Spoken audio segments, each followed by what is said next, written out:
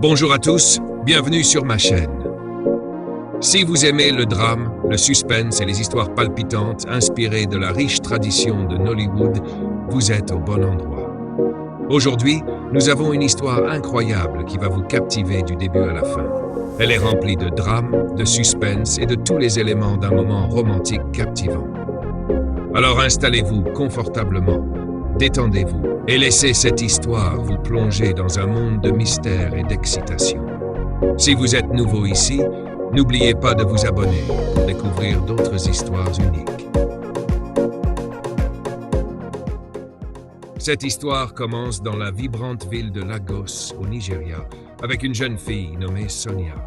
Sonia est la fille unique de la famille la plus célèbre et la plus riche, les Thompson. Étant partie à l'école, Sonia venait de rentrer chez elle après avoir terminé son service jeune et elle était ravie d'être de retour. Ses parents étaient extrêmement fiers et heureux de l'accueillir, la traitant comme la reine qu'elle était. Les domestiques avaient décoré la maison et préparé une variété de plats pour célébrer son arrivée. À la table à manger, M. Thompson a demandé à Sonia quels étaient ses projets maintenant qu'elle avait terminé l'école.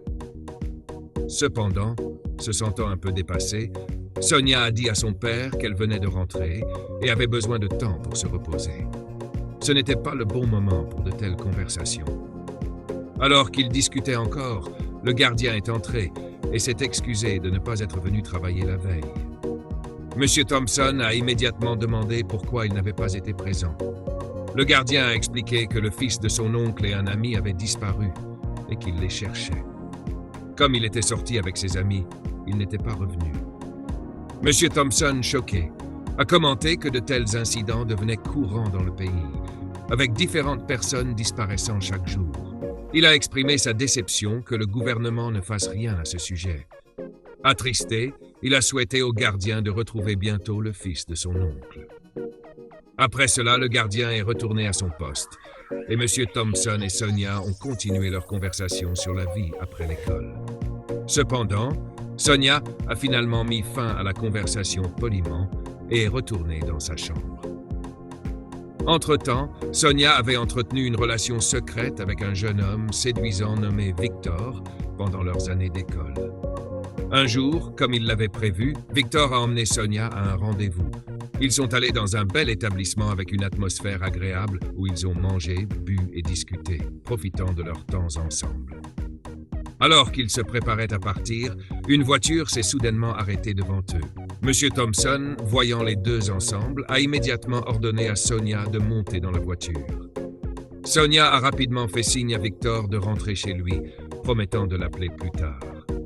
Victor est resté là, regardant Sonia confus et surpris, car il n'avait aucune idée de ce qui se passait. Quand ils sont rentrés chez eux, le père de Sonia lui a demandé ce qu'elle faisait dehors, avec un total inconnu. Sonia a répondu que Victor n'était pas un étranger, mais son ami. Surpris, il a dit « Un ami ?» et l'a averti qu'il espérait que Victor n'était qu'un ami. Sinon, elle n'aimerait pas ce qu'il ferait s'il découvrait que Victor était plus que cela. Après cela, il est allé dans sa chambre, laissant Sonia perplexe. Plus tard dans la nuit, dans sa chambre, Sonia a appelé Victor pour s'excuser de ce qui s'était passé plus tôt. Elle lui a tout expliqué sur elle, révélant qu'elle était la fille unique de Monsieur et Madame Balogun Thompson. Victor était stupéfait, car Sonia avait toujours agi comme si elle venait d'un milieu modeste à l'école, et il n'avait aucune idée qu'elle faisait partie de la riche famille Balogun. Sonia lui a dit qu'elle faisait cela pour se protéger de tomber entre de mauvaises mains. Bien que Victor soit encore sous le choc, ils ont continué à discuter. Sonia l'a ensuite invité à son appartement et il a accepté avec joie. Le lendemain, Victor a rendu visite à l'appartement de Sonia. Il était émerveillé en regardant autour de lui, prenant en compte les beaux environs. Il a remarqué « Waouh, donc tu es la fille des Balogun depuis tout ce temps, vivant dans ce magnifique manoir, et pourtant tu agissais comme si tu n'étais personne à l'école. » Toujours sous le choc, il a ajouté que si quelqu'un lui avait dit qu'elle venait d'un milieu riche, il ne l'aurait pas cru. Sonia, amusée, a répondu « C'est l'argent de mon père, pas le mien. » Victor a demandé « Est-ce que cela a de l'importance ?» Et après cela, ils sont entrés à l'intérieur. Victor a rencontré la mère de Sonia, s'est présenté et ils ont échangé des politesses. Ensuite, lui et Sonia se sont retirés dans sa chambre, où ils ont discuté de l'école et de la vie, se taquinant et riant. Finalement, il y a eu un moment de silence alors qu'ils se regardaient, se rapprochant lentement jusqu'à partager un baiser passionné, profitant d'un moment tendre ensemble. Plus tard dans la journée, Sonia raccompagnait Victor lorsque son père est arrivé dans la cour. Il a vu Victor partir et l'a immédiatement remarqué. Victor a attendu que le père de Sonia sorte de la voiture pour pouvoir le saluer, mais M. Thompson l'a ignoré, ayant l'air mécontent. En entrant dans la maison, il a crié le nom de Sonia à haute voix, ce qui a poussé Sonia à dire rapidement à Victor de partir et qu'elle lui parlerait au téléphone plus tard. Puis, elle s'est précipitée à l'intérieur. À l'intérieur de la maison, M. Thompson était furieux. Il a exigé de savoir qui était Victor et ce qu'il faisait dans sa propriété. Sonia a calmement expliqué que Victor n'était qu'un ami qui était venu lui rendre visite. M. Thompson, encore contrarié, a demandé si Victor était le même gars qu'il l'avait vu avec plus tôt, lui rappelant qu'elle avait un fiancé à qui elle était censée prêter attention au lieu de passer des moments romantiques avec quelqu'un d'autre. Dégoûtée, Sonia a répondu « Papa, on en est encore là. Je pensais qu'on avait dépassé ce problème du fait que je me marie avec le fils du chef Magnus. » M. Thompson a fermement dit à Sonia qu'il est toujours sérieux au sujet de son mariage avec le fils du chef Magnus, qu'elle le veuille ou non. Il a expliqué qu'il ne lui avait accordé du temps que parce qu'elle était à l'école, mais maintenant qu'elle avait terminé ses études, elle devait se concentrer sur le fils du chef Magnus plutôt que de perdre son temps avec un chercheur d'or. Sonia a répondu « Papa, tu ne connais même pas ce gars et tu l'appelles déjà chercheur d'or. » Ce n'est pas juste. Son père, maintenant en colère, lui a demandé si elle était en train de lui répondre. Il lui a ensuite ordonné de ne plus jamais voir Victor, disant « c'est final ». Sonia, attristée, est restée seule dans le salon pendant que son père montait à l'étage. Peu après, Madame Thompson est sortie et a commencé à la consoler. Elle a demandé ce qui n'allait pas, et Sonia lui a tout raconté. Madame Thompson a réconforté Sonia, mais a suggéré qu'elle devrait envisager d'écouter son père. « Que se passe-t-il si ton père a raison sur ce gars qui est un chercheur d'or? Il pourrait être après l'argent de ton père, a-t-elle dit. Sonia a répondu « Maman, ce n'est pas vrai. Victor n'est pas un chercheur d'or. Nous sommes ensemble depuis l'école et nous sortons ensemble depuis 3 ans maintenant. Il ne savait même pas que je venais d'un milieu riche parce que je restais discrète, faisant semblant de ne pas être riche. Donc, Victor ne peut pas être un chercheur d'or. Il m'aime pour qui je suis, et cela n'a pas changé. » Madame Thompson était surprise. « Que veux-tu dire ?» a-t-elle demandé. Sonia a expliqué. « Victor ne savait pas que j'étais la fille de M. Thompson Balogun jusqu'à hier. » Choquée, Madame Thompson a demandé « De quoi parles-tu » Sonia a poursuivi. « J'ai rencontré Victor quand j'étais à l'école. Un jour, je rentrais d'un cours quand un groupe de gars a essayé de me voler mon sac. Victor les a vus et est venu à mon secours. Il n'a pas hésité. Il a combattu ces gars, mais malheureusement, il a été blessé dans le processus et j'ai perdu mon téléphone. Victor a même proposé de s'assurer que je rentrais chez moi en toute sécurité. En chemin, nous avons appris à nous connaître et il s'est avéré que nous étions tous les deux dans le même département, étudiant la comptabilité. Le lendemain à l'école, je prévoyais d'acheter un nouveau téléphone. Mais à ma surprise, Victor m'en a acheté un tout neuf. C'est comme ça que notre relation a commencé, maman. Il a toujours été là pour moi et n'a jamais rien demandé. Sonia a supplié sa mère de parler à son père, lui assurant que Victor n'était pas un chercheur d'or et qu'il l'aimait sincèrement. Madame Thompson, prenant une profonde inspiration, a dit « Waouh, c'est inattendu. Je vais essayer de parler à ton père, mais je ne peux rien promettre. Tu sais à quel point il peut être têtu, mais je vais voir ce que je peux faire. » Après leur conversation, Sonia est montée à l'étage. Plus tard dans la nuit, Sonia a appelé Victor. Il avait l'air inquiet, préoccupé par le fait que le père de Sonia ne l'aimait pas. Sonia l'a rassuré, lui disant de ne pas s'inquiéter. Au cours de leur conversation, Sonia a demandé à Victor de la rencontrer dans un restaurant le lendemain, puis ils ont terminé l'appel. Le lendemain, Sonia et Victor se retrouvaient dans un restaurant, discutant et profitant de leur temps ensemble. À leur insu, le père de Sonia, M. Thompson, les observait de loin, mais ne disait rien. Il est parti tranquillement chez lui. Au restaurant, Sonia et Victor passèrent un excellent moment. Mais quand Sonia rentra chez elle, elle fut choquée de trouver son père debout dans le salon, l'air furieux. Elle le salua, mais il ne répondit pas. Au lieu de cela, il demanda « D'où viens-tu » Sonia répondit qu'elle était sortie avec un ami sans réaliser que son père savait déjà où elle avait été. Avec colère, il dit « Je pensais t'avoir dit de rester éloigné de ce chercheur d'or. Quel intérêt as-tu à être avec lui ?» Surprise et incertaine de la façon dont il avait découvert cela, Sonia se tut. Après une longue pause, elle finit par dire « C'est mon petit ami. » « Monsieur !» Thompson s'écria « Quoi ?» Cela le mit encore plus en colère. « Jamais !» s'exclama-t-il. « Cela n'arrivera jamais sous mon toit, alors tu ferais mieux de mettre fin à la relation que tu as avec ce chercheur d'or. » À ce moment-là, la mère de Sonia intervint, essayant de calmer son mari. Elle l'encouragea à écouter leur fille, soulignant qu'il n'avait même pas encore rencontré Victor et qu'il sautait déjà aux conclusions. « Victor pourrait être le bon pour notre fille, dit-elle. Monsieur Thompson, se sentant défié, répondit « Oh, donc maintenant je suis celui qui est déraisonnable et qui ne comprend pas ? Très bien, donne-moi son numéro de téléphone. » Il prit les coordonnées de Victor et, en présence de Sonia et de sa mère, l'appela. « Bonjour, dit-il. Combien veux-tu pour rester éloigné de ma fille ? 10 millions ? 20 millions ? Nomme ton prix et envoie-moi tes coordonnées bancaires pour que je puisse te payer. » Victor répondit calmement. « Monsieur, je ne suis pas intéressé par votre argent. Je suis bien avec ce que j'ai. J'aime votre fille sincèrement, pas pour l'argent. Je suis désolé, mais je ne peux pas échanger mon amour pour elle contre quoi que ce soit dans ce monde. » Surpris, M. Thompson répliqua. « Mon ami, tais-toi. Écoute-moi, jeune homme. Je veux que tu restes éloigné de ma fille, ou tu ne vas pas aimer ce qui va suivre. » Sur ce, il raccrocha. Sonia et sa mère restèrent stupéfaites par la colère de M. Thompson. Bouillonnante, Sonia laissa éclater sa frustration.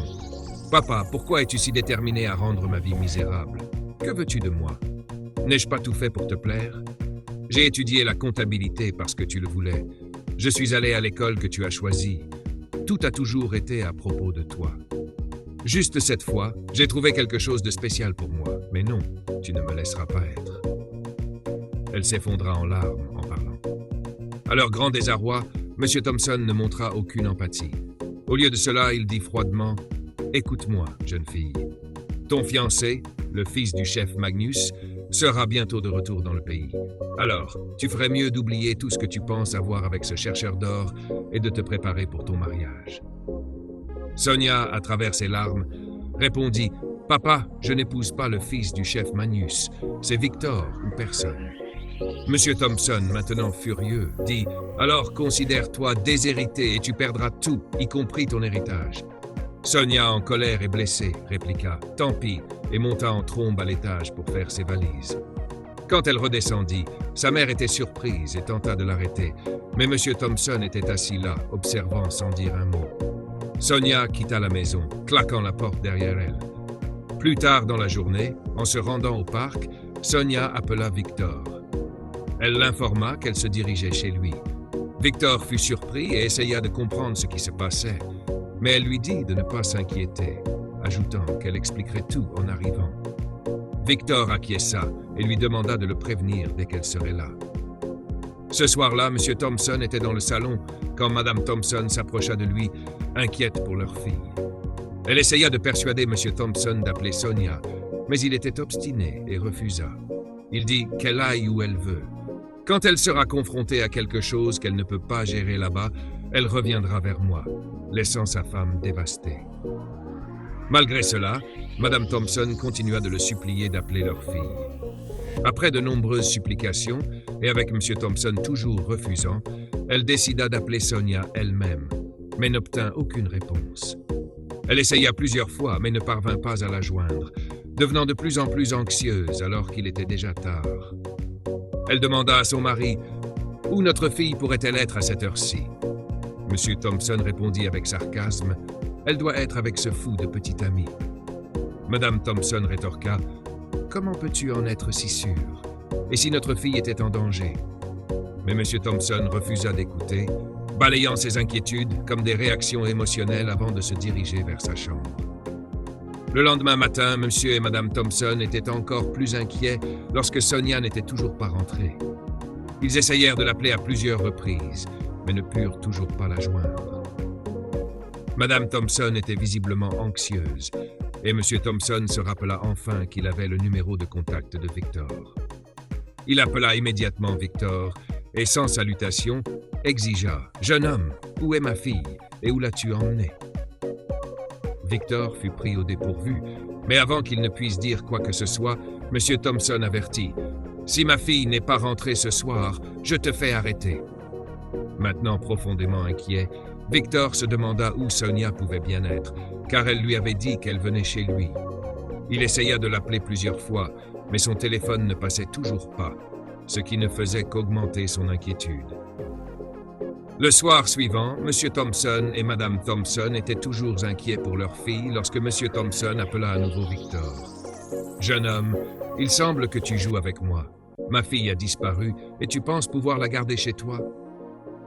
Victor répondit « Monsieur, votre fille n'est pas avec moi.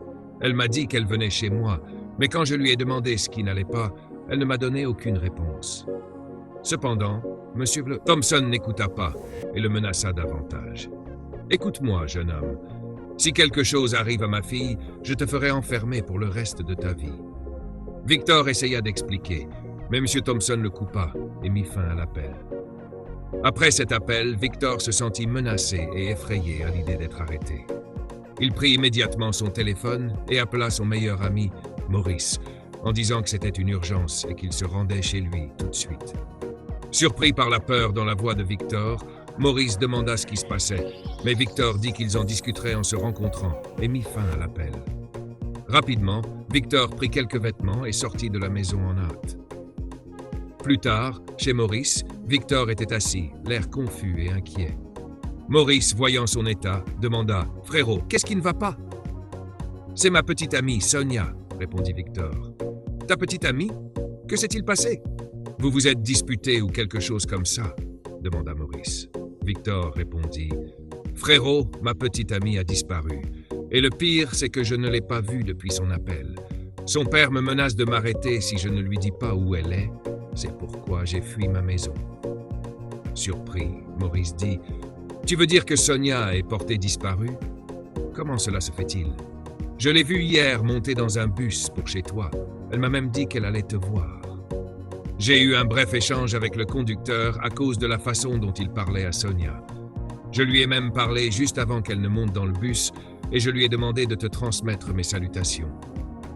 J'ai même pensé à t'appeler pour te le faire savoir, mais ça m'est sorti de l'esprit. Et maintenant tu dis qu'elle est portée disparue? Comment est-ce possible? » Victor, maintenant plus curieux, pressa Maurice de se souvenir de ce qu'il pouvait sur l'incident. Maurice se souvint que le conducteur semblait impoli et agissait bizarrement, ce qui lui avait fait penser que quelque chose n'allait pas. Victor demanda à Maurice s'il pourrait reconnaître le bus ou le visage du conducteur s'il les voyait à nouveau, et Maurice lui assura qu'il le pourrait. Le lendemain, Maurice et Victor allèrent au parc pour chercher le bus et le conducteur. Ils regardèrent partout et attendirent même des heures, mais il n'y avait aucun signe des deux. Le deuxième jour, Victor et Maurice retournèrent au parc, mais ils ne trouvèrent toujours rien. Ils essayèrent à nouveau le troisième jour, mais sans succès. À ce stade, ils étaient frustrés. Victor se sentait accablé car la police le recherchait déjà, ce qui le rendait encore plus terrifié et dévasté. Dans son cœur, il priait Dieu d'intervenir. Quelques jours plus tard, Maurice et Victor n'avaient toujours pas abandonné, alors ils retournèrent au parc. Cette fois, leur chance changea. Maurice remarqua un bus qui venait d'arriver et le conducteur commença à appeler les passagers. Rapidement, Maurice s'approcha de lui et lui demanda s'il se souvenait de leur rencontre précédente. Le conducteur, reconnaissant Maurice comme le gars avec qui il avait échangé quelques mots quelques jours auparavant, agissait immédiatement avec indifférence et nia le connaître. Il essaya alors de le repousser et de trouver un moyen de s'échapper pendant qu'il prenait la route. Cependant, à leur insu, Maurice avait déjà pris une photo du numéro de plaque du bus avant qu'il ne parte. Sachant que Victor ne pouvait pas être vu au poste de police car il était recherché, Maurice y alla seul et rapporta le problème aux autorités, leur montrant le numéro de plaque et expliquant qu'il s'agissait d'un enlèvement. Malheureusement, la police lui dit que ce n'était pas assez de preuves pour procéder à une arrestation, le laissant déçu et profondément troublé. Le jour suivant, Victor et Maurice refusèrent d'abandonner. Ils retournèrent au parc une fois de plus, espérant trouver plus de preuves. Heureusement, Victor remarqua un restaurant en face du parc qui avait une caméra de vidéosurveillance faisant face à la zone. Excités, ils se précipitèrent vers le restaurant et supplièrent le gérant de les laisser revoir les images. Au départ, le gérant refusa, insistant sur le fait qu'ils avaient besoin de l'autorisation de la police. Victor plaida, expliquant qu'il s'agissait d'une question de vie ou de mort. Sa petite amie avait disparu depuis des jours et le dernier endroit où elle avait été vue était au parc. Ému par leur désespoir, le gérant finit par accepter de leur permettre de visionner les images. À leur grande surprise, ils virent Sonia sur les images de vidéosurveillance, montant dans le même bus que le conducteur qui avait précédemment nié toute implication. La scène se déroula exactement comme Maurice l'avait décrite. Victor ressentit un soulagement et ils remercièrent le gérant avant de se rendre directement au poste de police avec cette nouvelle preuve. Lorsqu'ils arrivèrent, la police voulut d'abord détenir Victor puisqu'il figurait sur leur liste de recherche. Mais Victor et Maurice plaidèrent rapidement auprès d'eux pour qu'ils l'écoutent, affirmant qu'ils avaient maintenant des preuves. Heureusement, les officiers acceptèrent d'écouter.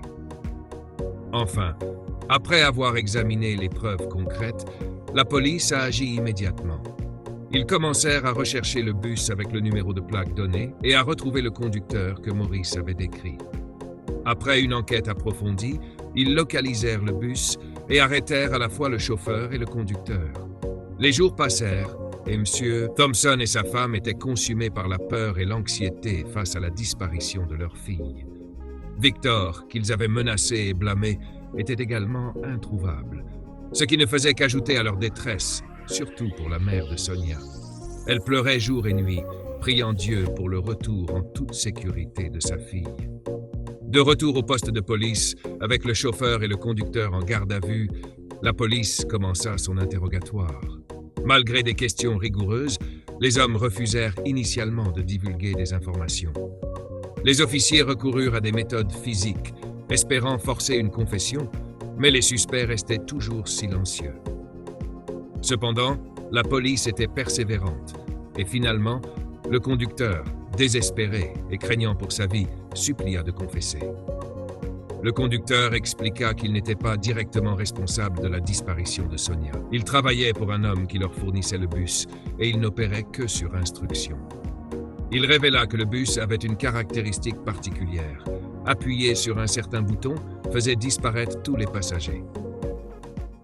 Choqué, un policier demanda « Alors comment se fait-il que vous et le chauffeur ne disparaissiez pas avec eux?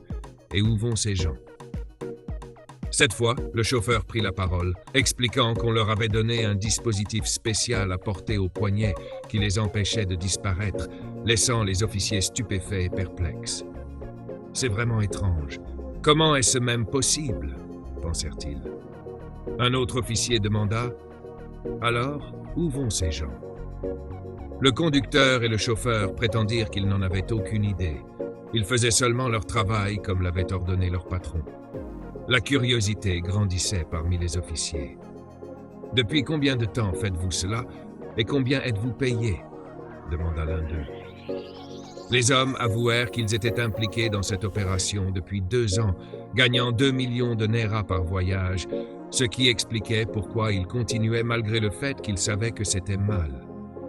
La révélation laissa la police à la fois choquée et intriguée. Les officiers se consultèrent rapidement entre eux, puis l'un d'eux demanda « Puisque vous prétendez ne pas savoir où les gens disparaissent, je suis sûr que votre patron le sait. Amenez-nous le voir tout de suite. » Sur ce, Les policiers sécurisèrent les deux suspects avec des menottes, les conduisirent au fourgon de police et partirent pour confronter leur patron. Enfin, ils arrivèrent à la maison et le patron fut choqué et terrifié de voir la police avec ses associés. Il essaya de fuir, mais la police l'appréhenda rapidement. Ils l'arrêtèrent et l'emmenèrent au poste de police. Cette nuit-là, la police menotta les trois hommes, le patron, le chauffeur et le conducteur, et commença un interrogatoire approfondi. Ils exigèrent de savoir où les gens avaient été emmenés. À leur grande surprise, le patron affirma qu'il n'en avait aucune idée. Après avoir enduré des interrogatoires intenses et des tortures, il commença enfin à dire la vérité. Il avoua qu'il travaillait pour une entreprise étrangère qui lui avait fourni un bus spécial, affirmant qu'il avait la capacité de téléporter des gens. L'entreprise lui avait également donné des dispositifs pour l'empêcher, lui, le chauffeur, et le conducteur de disparaître, ce qui expliquait pourquoi il n'était pas affecté. Curieux, les policiers demandèrent « Quelle est cette entreprise étrangère et comment êtes-vous impliqué dans ce business ?» En douleur, le patron expliqua qu'il avait été chauffeur pour l'entreprise pendant de nombreuses années. C'était une immense corporation qui fabriquait des millions de produits chaque jour. Un jour, ils lui proposèrent ce travail particulier, lui fournissant un bus et lui expliquant comment il fonctionnait. Il disait qu'il pouvait téléporter des gens et tout ce qu'il avait à faire était de faire monter les passagers dans le bus et d'appuyer sur un bouton, ce qui faisait disparaître tout le monde en un instant. Au début, il soupçonnait qu'il pourrait utiliser les passagers pour des rituels, mais l'entreprise l'assura du contraire. L'offre lucrative de 5 millions de Naira par voyage le convainquit de prendre le travail sans hésiter. Et il le faisait depuis 2 ans. La police était stupéfaite, incapable de croire ce qu'elle entendait. Après des heures d'interrogatoire, la police exigea que le patron les conduise à l'entreprise pour une enquête appropriée. Ils se mirent tous en route, y compris Maurice et Victor, qui rejoignirent la police dans leur fourgon, tandis que le chauffeur et le conducteur restèrent enfermés dans une cellule. Enfin, ils atteignirent l'entreprise, et comme le patron l'avait décrit, c'était un établissement énorme. Les officiers étaient émerveillés par l'ampleur des lieux. L'inspecteur demanda immédiatement une réunion avec le directeur général et le confronta aux allégations. Cependant, le DG nia catégoriquement toute implication, insistant sur le fait qu'il n'y avait pas une telle opération se déroulant au sein de leur entreprise. L'inspecteur, non convaincu par le déni du DG, insista pour fouiller tout le bâtiment. Il montra au DG un mandat de perquisition précisant qu'ils allaient procéder et que si rien n'était trouvé, ils s'en iraient. Le DG, se sentant acculé, n'eut d'autre choix que de se conformer. Pendant ce temps, chez M. Thompson, il était en communication avec la police, qui lui assura qu'elle gérait la situation et que sa fille serait retrouvée. Bien qu'encore inquiet, M. Thompson et sa femme essayèrent de rester calmes, surtout la mère de Sonia, qui était submergée par l'inquiétude. À l'entreprise, l'inspecteur ordonna aux policiers de fouiller chaque recoin du bâtiment. Il demanda au DG de les conduire vers d'éventuelles pièces secrètes ou zones de stockage. À contre-cœur, le DG se conforma, ne réalisant pas l'horrible découverte qu'il s'apprêtait à faire. La première pièce où le DG les conduisit s'avéra être celle où les personnes disparues du bus étaient retenues en otage. Il y avait plus de 300 captifs, tous debout comme des poupées inanimées. Ils avaient été injectés avec un puissant médicament qui les avait laissés conditionnés, dépouillés de leurs propres pensées et sentiments. Le médicament était conçu pour les faire travailler sans relâche, sans sentiment de faiblesse ou de fatigue, obéissant robotiquement aux ordres. C'est ainsi que l'entreprise parvenait à fournir des millions de produits à ses clients, avoua le DG, laissant les policiers abasourdis et horrifiés. Pendant que la police absorbait cette révélation choquante, Victor et Maurice scrutaient frénétiquement la foule à la recherche de Sonia. Après avoir presque perdu espoir, Victor décida de jeter un dernier coup d'œil et, à son grand soulagement, il aperçut Sonia dans un coin, semblant perdue et vacante. Submergé par l'émotion, il cria « Je l'ai trouvée, Sonia !» Il agita la main et appela, mais Sonia ne répondit pas. Elle n'était plus consciente de qui elle était. L'inspecteur, déterminé à trouver une solution, demanda au DG s'il existait un moyen de renverser les effets du médicament et de restaurer les victimes. Le DG confirma qu'il y avait un antidote, un liquide capable de contrer les effets du médicament. Il sortit l'antidote, le versa dans une jerrycan d'eau et demanda aux captifs de le boire. Un par un, ils s'exécutèrent, prenant des gorgées dans la jerrycan. Un par un, les captifs commencèrent à reprendre leurs esprits, confus quant à leurs circonstances. Victor se précipita vers Sonia, qui était également choquée de se retrouver dans un tel endroit. Il la prit dans ses bras, promettant de tout expliquer plus tard. Parmi les sauvés se trouvait le fils du gardien, qui avait également disparu depuis plusieurs jours, suscitant la jubilation de tous les présents. La police ne perdit pas de temps, arrêtant tous ceux impliqués dans le crime et fermant l'entreprise, prenant les coupables en garde à vue. Plus tard dans la journée, la police contacta M. Thompson et sa femme, leur donnant l'adresse de l'entreprise pour qu'ils puissent venir retrouver leur fille. À leur arrivée, la joie de revoir Sonia était écrasante. Elle courut embrasser ses parents, surtout sa mère, qui était soulagée et ravie de retrouver sa fille saine et sauve. Reconnaissant ses erreurs, M. Thompson s'excusa auprès de Sonia d'avoir été trop protecteur et de ne pas avoir écouté ses besoins. Il admit que ses actions l'avaient indirectement mise en danger. Sonia lui pardonna et ils s'étreignirent, rétablissant leur lien. M. Thompson se tourna alors vers les policiers, les remerciant d'avoir ramené leur fille à la maison sans dommage. Les agents précisèrent que ce n'était pas eux qui l'avaient sauvée, mais un jeune homme qui s'était réellement soucié d'elle et avait fait de grands efforts pour la retrouver. Lorsque M. Thompson s'enquit de ce jeune homme, Victor fit un pas en avant. Choqué et émerveillé, M. Thompson s'excusa immédiatement auprès de Victor pour tous les torts qu'il lui avait causés et exprima sa gratitude pour avoir sauvé Sonia. Victor sourit et, à sa grande surprise, M. Thompson demanda alors « Que dirais-tu de venir dîner chez moi demain soir ?» Un Victor excité répondit « Oui, monsieur, ce serait super. » Sonia rayonnait et ils partagèrent une étreinte joyeuse. Le lendemain soir, chez les Thompson, Victor arriva pour le dîner et l'atmosphère était remplie de chaleur et de bonheur. Sonia était glamour et Victor était tout aussi radieux. Rompant le silence, M. Thompson annonça « J'ai approuvé votre relation avec ma fille. Vous avez ma bénédiction maintenant. » Sonia, ravie, cria « Papa, vraiment? Merci beaucoup. Tu es le meilleur père du monde. » Elle l'étreignit fermement et Victor exprima également sa gratitude. « Et ce n'est pas tout, » poursuivit M. Thompson. « Tu as dit que tu avais étudié la comptabilité, n'est-ce pas ?» Victor répondit par l'affirmative. « Eh bien, je vais te proposer un emploi dans mon entreprise. Tu dirigeras un département. Ça te va ?»